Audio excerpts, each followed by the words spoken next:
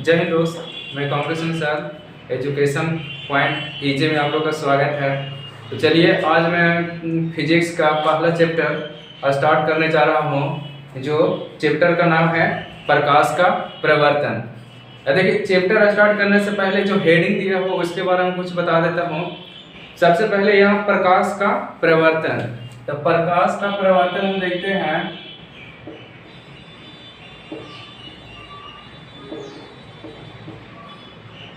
प्रकाश का ये परिवर्तन आपका फर्स्ट चैप्टर है, तो जिसमें क्या लिखा गया है, प्रकाश। सबसे पहले प्रकाश देखते हैं कि प्रकाश है क्या, प्रकाश के उपयोग क्या है।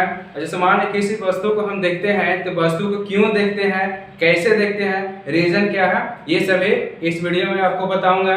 कि कोई भी अगर अंधेरा घर में कोई वस्तु रहता है उसको नहीं देख पाते हैं, बट अंधेरा वाला आदमी जो रहता है, इंजोला वाला आदमी को आसानी से देख लेता है। तो इसका रीजन क्या है, तो यहाँ पे प्रकाश का उपयोग कैसे होता है इसको बारे में हम बताते हैं। तो जैसे देखिए, सबसे पहले प्रकाश क्या है इसको बारे में जान लेते हैं। तो प्रकाश वह भौतिक कारक है जो किसी वस्तु को देखने में सहयोग करता है। क्या, प्रकाश वह भौतिक कारक है जो किसी वस्तु को देखने में सहयोग होता है, उसे क्या कहते हैं, प्रकाश कहते हैं। अब देखिए कि हम ये वस्तु को हम देख कैसे पाते हैं। जैसे ये पेन है, तो पेन के हम क्यों देख रहे हैं, यहाँ पे तो सूरज नहीं पड़ रहा है लेकिन फिर भी इस वस्तु को हम देख पा रहे हैं। इसका रीजन क्या है, तो इसका मेन रीजन है कि जैसे सूरज के प्रकाश साइड में पड़ रहा है तो वहाँ वायुमंडल में बहुत सा धूल कण है, वहाँ पे बहुत सा जलवाष्प है। वहाँ से क्या होता है कि सूरज का लाइट आया तो धूल कण से पड़ा, वहाँ से प्रकिरण होकर इस पेन पे पड़ा। तो इस पेन पे पड़ने के बाद में यहाँ से रिफ्लेक्स होकर मेरे आंखों पे आता है, आंखों पे आने के बाद मेरे रेटिना पे इसका इमेज बनता है, तब मेरा माइंड पे जाता है, तब हम इस वस्तु को देख पाते हैं। यानी यहाँ पे कह सकते हैं कि अगर किसी वस्तु को देखना है तो प्रकाश की उपस्थिति जरूरी है, और ये सब जरूरी है कि उस वस्तु से रिफ्लेक्ट हो सके। तो जैसे बताएं कि इस पे जब तक अगर इस पर लाइट नहीं पड़ेगा, अगर लाइट इस पे पड़ा तो लाइट पड़ने के बाद में इससे रिफ्लेक्स यानी प्रवर्तन होकर हमारे आंखों तक पहुंचता है, तभी हम इस वस्तु को देख पाते हैं। मेरे ख्याल समझ में आ गया। प्रकाश वह भौतिक कारक है जो किसी वस्तु को देखने में सहयोग होता है, उसे प्रकाश कहते हैं। अब देखिए यहाँ पे परावर्तन, अगर सिर्फ खाली परावर्तन बोले तो क्या होता है, वो प्रकाश का परावर्तन अलग होगा और खाली परावर्तन अलग होगा। तब परावर्तन कहने का मतलब है कि लौटना, यानी जब कोई वस्तु किसी दूसरे वस्तु से टकराता है, टकराने के बाद में वो पुनः लौट आता है, उसको परावर्तन कहेंगे। अब यहाँ पे क्या कहेंगे, परावर्तन बोलेंगे। यानी परावर्तन का क्या बोलेंगे कि जब कोई वस्तु किसी अन्य वस्तु से टकराता है, टकराने के बाद पुनः लौट आता है, उसे क्या कहेंगे, प्रवर्तन कहेंगे। और प्रकाश का प्रवर्तन किसको बोलेंगे, प्रकाश के प्रवर्तन का मतलब होता है कि जब कोई प्रवर्तक सतह पे प्रकाश पड़ता है वो पुनः रिफ्लेक्ट हो जाता है, यानी परावर्तित हो जाता है, उसे प्रकाश का प्रवर्तन कहते हैं। यानी जब प्रकाश की किरण किसी सतह पे पड़ता है, पड़ने के बाद वो पुनः लौट आता है, उसे प्रकाश का प्रवर्तन कहते हैं। और प्रवर्तन सिर्फ अगर रहेगा तो क्या होगा कि जब कोई वस्तु किसी अन्य वस्तु से टकराता है, टकराने के बाद पुनः लौट आता है, तो उसे खाली परिवर्तन बोलेंगे। और जब प्रकाश परिवर्तन होता है, प्रकाश का परिवर्तन बोल देते हैं, यही प्रकाश का परिवर्तन कहलाता है। देखिए पहला चैप्टर में प्रकाश स्रोत किसको बोलते हैं, प्रकाश स्रोत यानी जिस वस्तु से प्रकाश निकलता है उसे प्रकाश स्रोत कहते हैं। यानी क्या कहेंगे, प्रकाश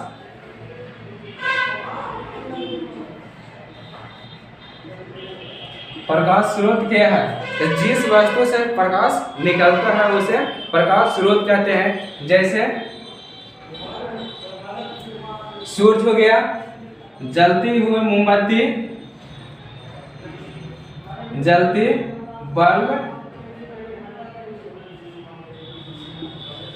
बल्ब हो गया, जलती लालटेन, जलती मोमबत्ती, ये सभी क्या है, प्रकाश का स्रोत है। यानी जिस वस्तु से प्रकाश निकलता है उसे प्रकाश स्रोत कहते हैं। याद हो गया। और देखिए प्रकाश स्रोत किसे कहते हैं, और तो याद हो गया कि जिस वस्तु से प्रकाश निकलता है उसे प्रकाश स्रोत बोला जाता है। तो याद हो गया। यहाँ पे आता है ये वस्तु जैसे प्रकाश भी निकलता है, उसमें दो प्रकार के होता है, एक प्रदीप्त होता है, एक अप्रदीप्त होता है। तो सबसे पहले क्या होता है, प्रदीप्त वस्तु किसे कहते हैं, यानी प्रदीप्त वस्तु किसे कहते हैं, तो वैसा वस्तु जिसमें स्वयं प्रकाश उत्पन्न होता है उसे क्या कहते हैं, प्रदीप्त वस्तु कहते हैं। यानी जैसे मान लिया जाए कि सूर्य है, तो सूर्य में अलग से इसमें आग नहीं लगाना पड़ता है, ये ऑलरेडी जलते रहता है, ये कचू हो जाएगा, प्रदीप्त वस्तु हो जाएगा। और यहाँ जलती हुई बल्ब, ये भी कचू हो जाएगा, इसमें और बल्ब जब जैसे ही स्विच देते हैं तो प्रकाश निकलने लगता है और अलग से फिर करना नहीं पड़ता है, तो इसको जो है प्रदीप्त वस्तु कह देंगे। यानी जिससे प्रकाश निकलता है उसे प्रदीप्त वस्तु कहते हैं। और अप्रदीप्त किसे कह देंगे, कि जिससे प्रकाश नहीं निकलता है।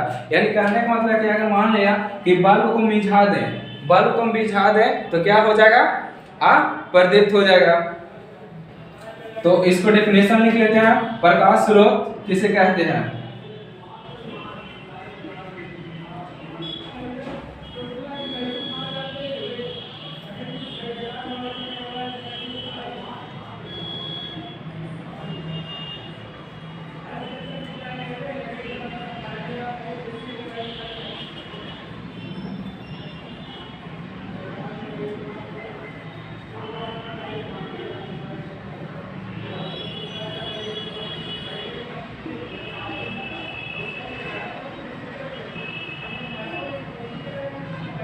उसे प्रकाश स्रोत कहते हैं। और प्रदीप्त वस्तु जिस वस्तु से निकलता है उसे प्रकाश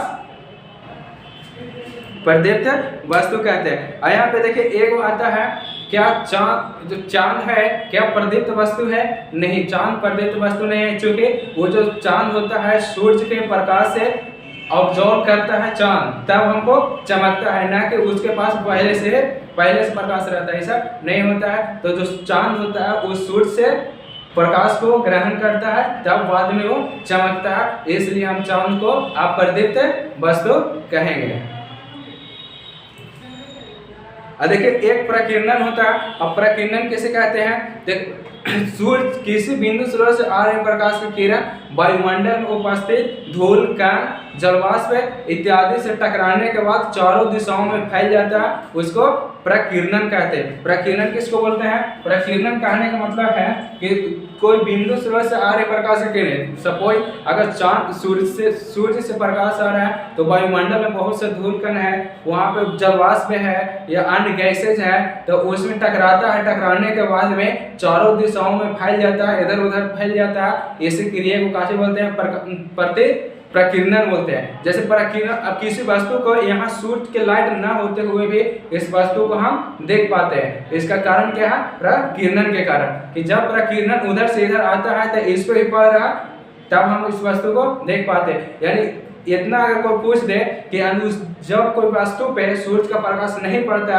फिर भी हम उसको देख पाते हैं, इसका कारण क्या है, तो सूर्य के प्रकीर्णन को कारण होता है। यानी सूर्य के प्रकीर्णन के कारण ही हम इस वस्तु को यहाँ भी देख पाते हैं। ठीक है, अब देखिए अब यहाँ की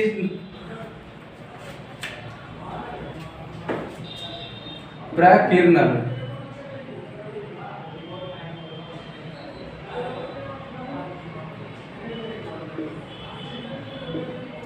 प्रकीर्णन किसको बोलेंगे, किसी बिंदु स्रोत से आ रही प्रकाश की किरणें धूल, वायुमंडल में उपस्थित धूल, कण, गैसेज इत्यादि से टकराने के बाद चारों दिशाओं में फैल जाता है, उसे प्रकीर्णन कहते हैं। याद हो गया।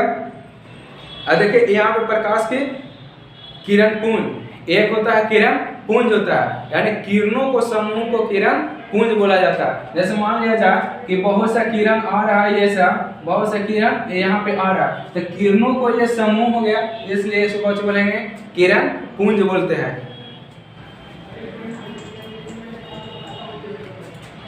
इसको लिखिए किरण पुंज। किरण पुंज किसको बोलेंगे, किरणों को समूह को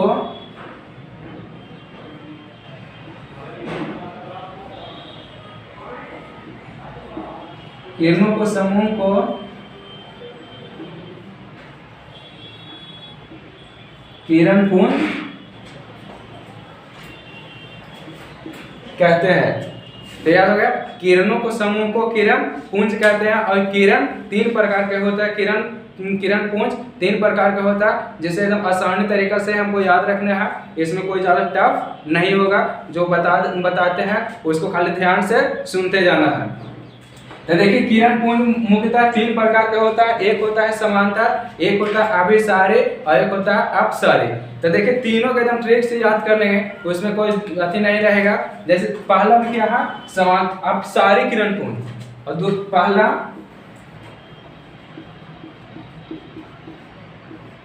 अपसारी किरण पुंज, दूसरा होता है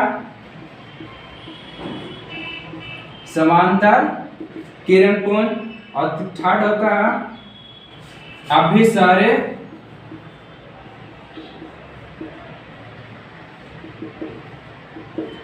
किरण पुंज। तो देखिए, तीनों के एकदम आसान तरीका से याद कर लेना है कि किस तरह से होता है। तो यहाँ पे अपसारी यानी अपसारी कहने का मतलब है कि एक बिंदु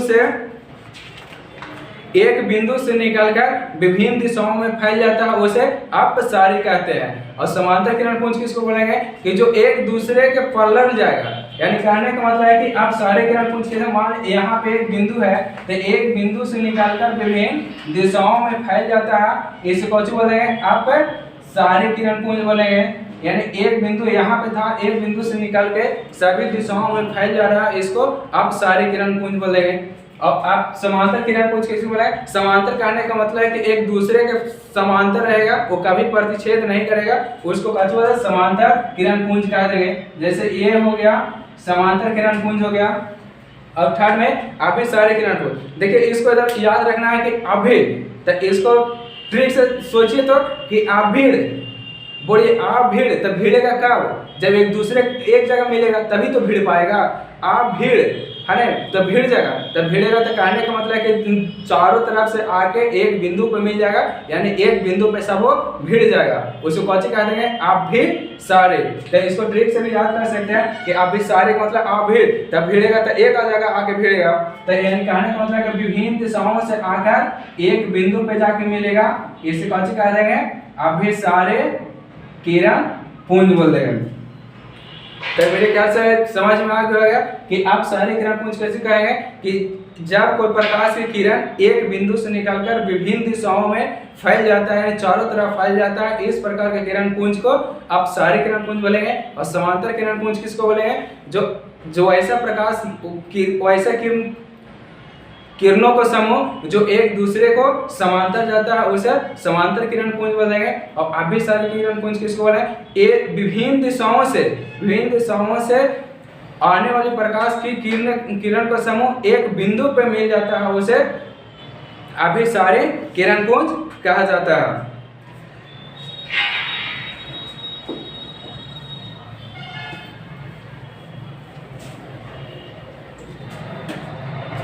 देखिए, पदार्थ भी कई तरह का होता है। एक पदार्थ होता है कि जिससे प्रकाश आसानी से पार हो जाता है, और दूसरा क्या होता है कि कुछ भाग पार होता है, कुछ भाग नहीं पार होता है। और कुछ ऐसा भी पदार्थ होता है कि वो अपने से होकर प्रकाश को जाने ही नहीं देता। तो इन सभी के बारे में जानेंगे। तो सबसे पहला का जो पदार्थ होता है पारदर्शी, यानी पारदर्शी कहने का मतलब है कि आर पार हमको दिख जाए। तो वैसा पदार्थ जिसे प्रकाश इस पार से उस पार आसानी से दिख जाए, या वैसा पदार्थ जिसमें हम इस पार से उस पार आसानी से देख पाए, उसे पारदर्शी पदार्थ कह देंगे। और पारभासी कहने का मतलब है कि वैसा पदार्थ जिसमें कुछ भाग इस पार से उस पार दिखाई देता है, उसे पारभासी कहेंगे। और अपारदर्शी यानी पार नहीं होने देगा, तो वैसा पदार्थ जिससे प्रकाश इस पार से उस पार नहीं हो पाता है, या वैसा पदार्थ जो इस साइड से उस साइड को हम देख नहीं पाते हैं, उसे अपारदर्शी बोल देंगे।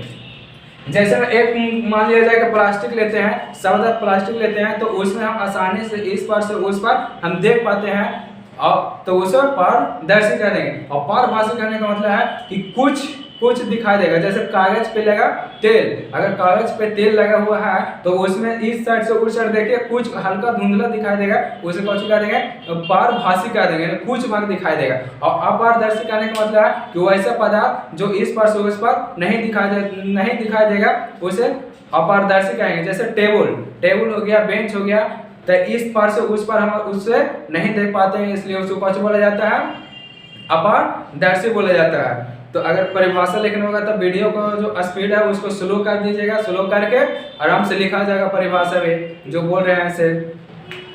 अब देखिए परावर्तन, तो प्रकाश के परावर्तन कहने का मतलब है कि मान लिया जाए कि एने से आ रहा है प्रकाश, जैसे यहाँ से आ रहा है प्रकाश, तो ये क्या हो गया, सतह हो गया, एक प्रवर्तक सतह हो गया। तो प्रवर्तक सतह पे जब पड़ा तब पड़ने के बाद में क्या होगा, रिफ्लेक्स होगा। अब इतना याद रखना है कि जितना एंगल से आएगा, मान लिया जाए कि ऐसे एंगल से आया, इतना एंगल से आया तो इतना ही एंगल से इसे परिवर्तित होगा। यानी मान लिया जाए कि अगर 90 पे आएगा तो 90 से ही परिवर्तित होगा। इसके बारे में आगे बताएंगे। तो पारदर्शी समझ में आ गया। देखिए इसमें एक बहुत इंपॉर्टेंट क्वेश्चन, प्रकाश के परिवर्तन का नियम क्या होता है। तो प्रकाश के परिवर्तन के नियम दो तरह के होता है। तो सबसे पहले एक फिगर को ड्रा कर लेते हैं। एक मिरर हो गया, यानी दर्पण हो गया, समतल दर्पण हो गया, और यहाँ से क्या कहेंगे, एक आपतित किरण हो गया। फिगर को देखना है, आपतित किरण हो गया, इसे परावर्तक सतह से टकराने के बाद जो लौट आ जाता है उसे परावर्तित किरण बोल देंगे। तो यहाँ से आने वाला प्रकाश है और ये जाने वाला प्रकाश है, और बीच में डाल देते हैं, इसमें लम्ब डाल देंगे। तो ये हो गया आ, ये हो गया आर। तो यहाँ पे देखिए प्रकाश के परावर्तन के नियम एकदम फिगर से आपको समझ में आ जाएगा, देखते रहिए, सिर्फ खाली फिगर को देखना है। किसी बिंदु सूर्य से आ रहे प्रकाश की किरण दर्पण से परावर्तित हो जाता है, दर्पण से परावर्तन के बाद चल जाता है, ठीक है। तो यहाँ पे पहला नियम का चीज आता है कि आपतित किरण हो गया, दर्पण से टकराने के बाद परावर्तन हो गया, और बीच में डाला गया लम्ब, तीनों कहाँ होता है, एक सतह पे होता है। ये पहला नियम बताता है। पहला नियम क्या बताता है कि आपतित किरण, परावर्तित किरण और बीच में डाला गया लम्ब, तीनों एक ही सतह में होता है। पहला नियम हो गया। और दूसरा नियम क्या होता है कि आपतन कोण, अर्थात अगर नाम दे देते हैं एम एन ओ यहाँ पे पी देते हैं ए बी, तो इसमें क्या कहते हैं, ए बी जो क्या हो गया, एक दर्पण हो गया, पी जो है सब जिस बिंदु पे मिलेगा उसको ये हो गया, इसको बोला जाता है आपतन बिंदु, यानी कि जो पी बिंदु हो गया आपतन बिंदु हो गया। और ओ पी क्या हो जाएगा, अभी लम्ब हो जाएगा। अब एम पी आपतित किरण, और पी एन जो हो गया सर परावर्तित किरण हो गया। यानी पहला नियम क्या हो गया कि आपतित किरण, परावर्तित किरण, बीच में डाला गया लम्ब, तीनों एक ही सतह पे होता है। और दूसरा नियम क्या कहता है कि आपतन कोण परावर्तन कोण के इक्वल होता है। यानी आपतन कोण कहने का मतलब है कि एंगल एम पी ओ बराबर हो जाएगा एंगल ओ पे एन का। ये दूसरा नियम बताता है। यानी कहने का मतलब है कि अगर मान लिया जाए कि ये 30 डिग्री से यानी 30 डिग्री से आपतित किरण होता है तो परावर्तित भी कितना डिग्री से होगा, 30 डिग्री से परावर्तित होगा। इतना याद रखना कि अगर मान लीजिए कि क्वेश्चन में बोल दे या ऑब्जेक्टिव पूछ दे कि यदि कोई दर्पण से आपतित किरण 45 डिग्री से आता है तो परावर्तन कोण कितना डिग्री का बनेगा, तो एकदम इतना याद रखना है कि जो आई होता है यानी कहने का मतलब जो एम पी ओ एंगल बनेगा वही बराबर हो जाएगा। यानी एंगल आई बराबर एंगल आर होगा। तो यहाँ पे देखिए अगर मान लिया कि आपतन कोण क्वेश्चन में दे रहे कि आपतन कोण मान लिया कि 30 डिग्री है तो परावर्तन कोण कितना होगा, तो दोनों इक्वल होता है। यहाँ से देखें कि कोण आई बराबर कोण आर, यानी दोनों एंगल बराबर हो जाएगा। और देखिए इसमें एक बहुत इंपॉर्टेंट क्वेश्चन यह होता है कि जब कोई सतह, जब एक दर्पण लेते हैं उसमें लंबवत जब प्रकाश पड़े, जैसे मान लिया कि ये दर्पण हो गया तो इस पे जब लंबवत अगर प्रकाश को परावर्तन करे इस पे आता है तो आपतन कोण और परावर्तन कोण के बीच का एंगल कितना डिग्री बनेगा, कितना डिग्री बनेगा जी? जब कोई दर्पण से दर्पण है उस पे जब लंबवत प्रकाश पड़ता है तो आपतन कोण और परावर्तन कोण के बीच कितना डिग्री का एंगल बनेगा? 0 डिग्री बनेगा। 0 देखिए देखिए जहाँ कोई देखिए यहाँ पे एक दर्पण हो गया, एक समतल दर्पण हो गया। हम क्या बोले कि एक लंबवत प्रकाश पड़े, माने आपतन कोण यहाँ पे हो गया, इस पे आया और इसी पे परावर्तित हो गया। तो आपतन कोण परावर्तन कोण के बीच में बोल रहे थे, यानी आपतन कोण और परावर्तन कोण के बीच कितना डिग्री का एंगल बनेगा? 0 डिग्री का बनेगा। ये बहुत इंपॉर्टेंट क्वेश्चन है, ऑब्जेक्टिव में पूछ सकता है।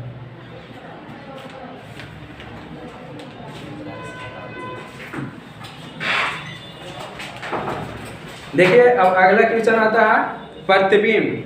प्रतिबिंब किसे बोला जाता है? तो प्रतिबिंब किसको बोलेंगे? किस बिंदु स्रोत से आ रहे प्रकाश के किरण दर्पण अथवा परावर्तन के बाद जिस बिंदु पे कटती या कटते हुए प्रतीत होती है उसे प्रतिबिंब कहते हैं। याद हुआ?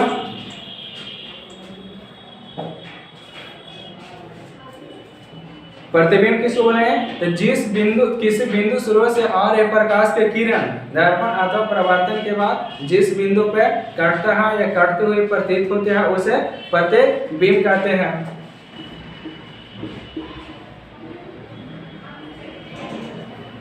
प्रतिबिंब किसको बोलेंगे? किसी बिंदु स्रोत से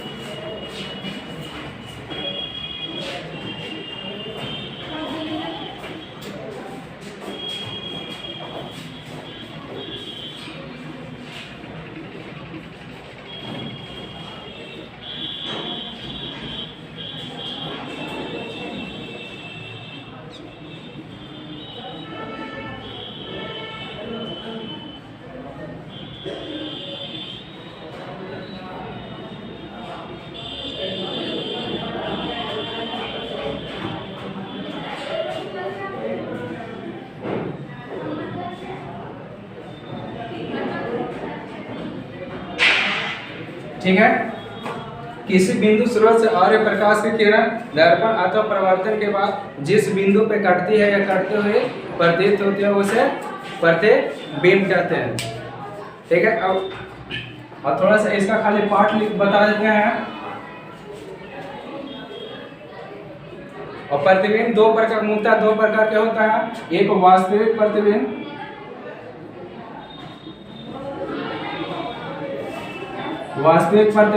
और दूसरा काल्पनिक